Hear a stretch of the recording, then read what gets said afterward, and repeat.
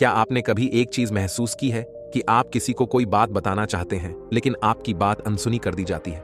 जब भी आप किसी अपने यारे प्यारे से, रिश्तेदार से, मित्र से, दोस्त से कोई बात कह रहे होते हैं तो वो बात सुनते ही नहीं है या फिर सुनने का दिखावा करते हैं और असल में सुनते ही नहीं। और ये बात जब हमें महसूस होती है तो हमें बहुत बुरा लगता है। लेकिन कभी आपने गौर किया है कि आपकी बातों को क्यों अनसुना कर दिया जाता है? इसका सबसे बड़ा कारण होता है आपकी ज्यादा बोलने की आदत। जी हां, आप जितने ज्यादा बोलते हैं सामने वाले की नजर में उतने ही ज्यादा सामान्य आदमी हो जाते हैं। आप खुद सोचिए, अगर एक ही तरह की सब्जी आपको रोज मिलने लग जाए खाने में, तो क्या आप उसे खाना पसंद करेंगे? जाहिर है आप नहीं खाएंगे। इसी तरह जब आप हर वक्त बोलते ही रहते हो तो सामने वाला आपकी बातों से ऊब जाता है और वो आपकी बातों को अनसुना करने लग जाता है। शब्द मोती की तरह होते हैं और मोतियों को ऐसे ही वेस्ट नहीं किया जाता, उन्हें बचाकर रखा जाता है। जब आप मौन रहने लगेंगे, चुप रहने लगेंगे और सिर्फ जरूरत के टाइम पे बोलेंगे तो आप महसूस करेंगे कि आपकी बातों को सब लोग कितने ध्यान से सुनते हैं। और तब आपको यह भी महसूस होगा कि आपकी बातें सब लोगों पर कितना प्रभाव छोड़ रही है। वो एक कहावत है ना कि जब कुछ कहने को हो तभी कहना, अगर कुछ कहना चाहते हो तो चुप ही रहना। आज की कहानी जो आप सुनने वाले हैं, उसे सुनकर आपको उन परिस्थितियों के बारे में पता चल जाएगा जिनमें आपको हमेशा चुप रहना चाहिए। ये कहानी सुनकर आपको पता चलेगा कि आपको कब और कितना बोलना है। तो चलिए कहानी शुरू करते हैं। एक बार की बात है, एक गुरु का एक शिष्य बहुत ज्यादा बोलने की आदत से परेशान था। वो जब भी किसी से मिलता तो मिलने के बाद अपने मित्रों के सामने उस इंसान के बारे में अपने विचार देना शुरू कर देता। उससे कोई पूछे या ना पूछे, वो अपने आसपास की लगभग हर चीज के बारे में अपनी राय बता देता। आश्रम में रहने वाले लगभग हर छात्र और शिक्षक के बारे में उसकी अपनी सकारात्मक या नकारात्मक राय थी, जिसे वो बिना सोचे समझे लोगों के सामने रख देता था। जब भी आश्रम में रहने वाला कोई दूसरा छात्र अपनी कोई समस्या लेकर उसके पास आता तो वो उसकी पूरी बात सुने बिना ही उसे सलाह देना शुरू कर देता। वो अक्सर अपने मित्रों को भी शिक्षा देता रहता कि तुम्हें ये काम ऐसे करना चाहिए, वो काम वैसे करना चाहिए। उसे अपने आसपास की चीजों के बारे में जो भी आधा अधूरा ज्ञान था, मित्रों से गपशप करते समय वो बोल बोलकर अपने उस ज्ञान का दिखावा करता रहता था। उसकी इन हरकतों की वजह से आश्रम का कोई भी छात्र या शिक्षक उसे गंभीरता से नहीं लेता था।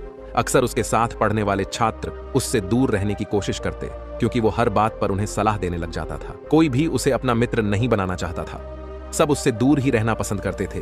और अक्सर आश्रम में रहने वाले दूसरे छात्र उसकी पीठ पीछे उसकी इन आदतों की वजह से उसका मजाक भी बनाते थे। ऐसा नहीं था कि उस लड़के को नहीं पता था, उस लड़के को भी पता था कि उसकी ज्यादा बोलने की आदत की वजह से कोई भी उसे पसंद नहीं करता।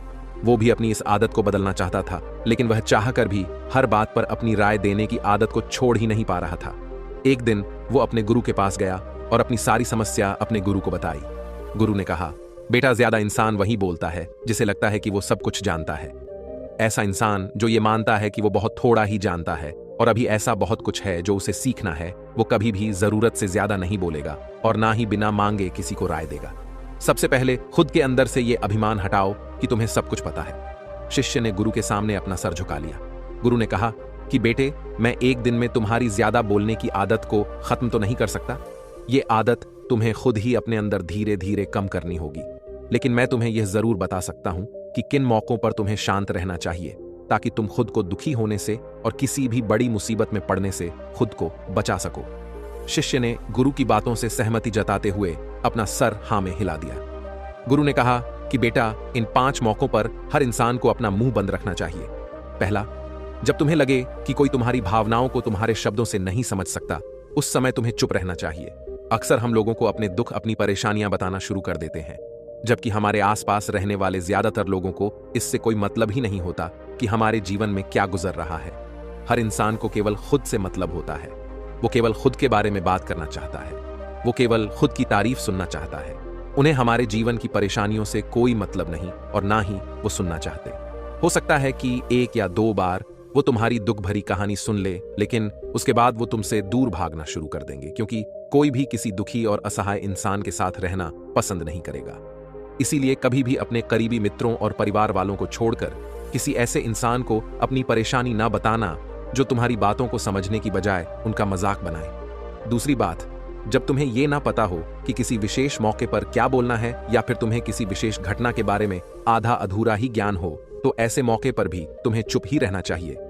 ऐसा इंसान जो आधा अधूरा ज्ञान होने के बाद भी उस विषय के बारे में बात करता है, वो अक्सर मजाक का पात्र ही बनता है और कोई भी ऐसे इंसान को कभी गंभीरता से नहीं लेता। अपनी बात को प्रभावशाली तरीके से वही इंसान रख सकता है जिसे उस घटना या विषय के बारे में गहराई से जानकारी हो। इसीलिए कभी भी आधी अधूरी और इधर उधर से मिलने वाली जानकारी के आधार पर लोगों से अपनी बात मनवाने की कोशिश मत करना।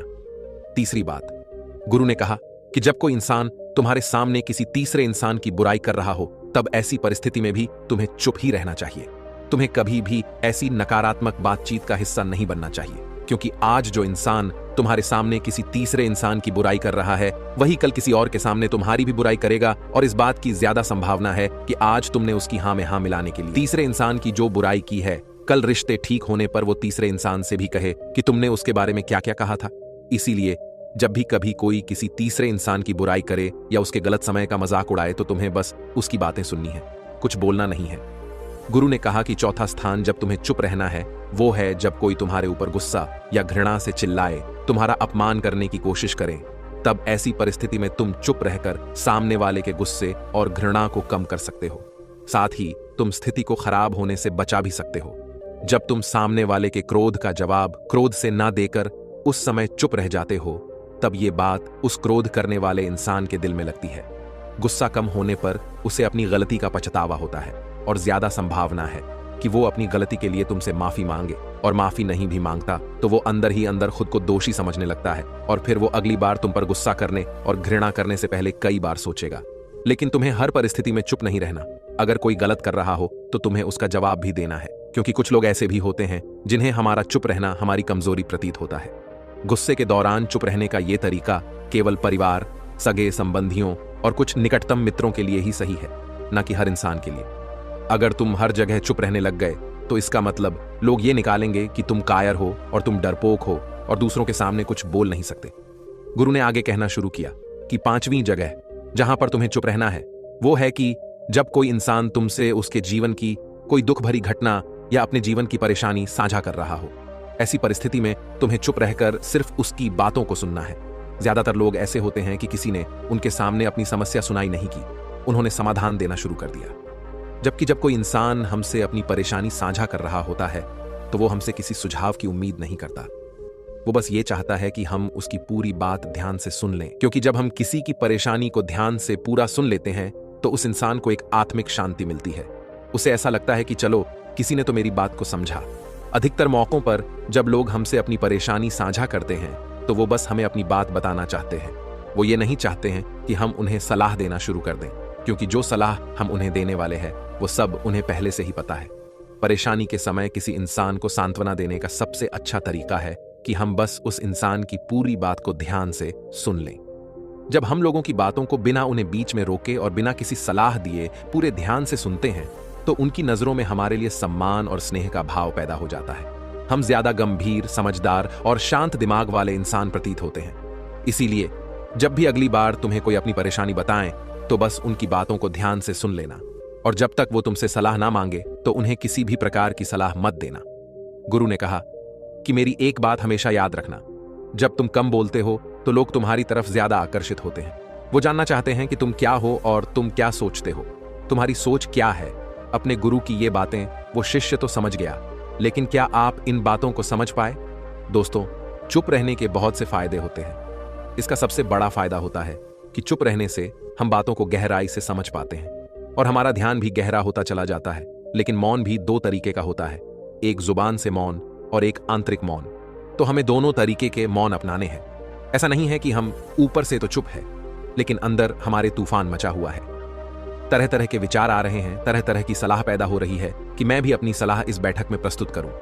देखिए, जब आप ऊपर से मौन होना शुरू करते हैं तभी आपको अपने अंदर की हलचल पता चलने लगती है, और जब आपको अपने अंदर की हलचल पता चलने लगती है तो आप उसका निरीक्षण करना शुरू करते हैं और धीरे धीरे आप अंदर से भी मौन हो जाते हैं। और जब आप अंदर से मौन होते हैं तो आपको परमानंद का एहसास होता है। तब आपको पता चलने लगता है कि ध्यान क्या होता है, ध्यान का आनंद क्या होता है।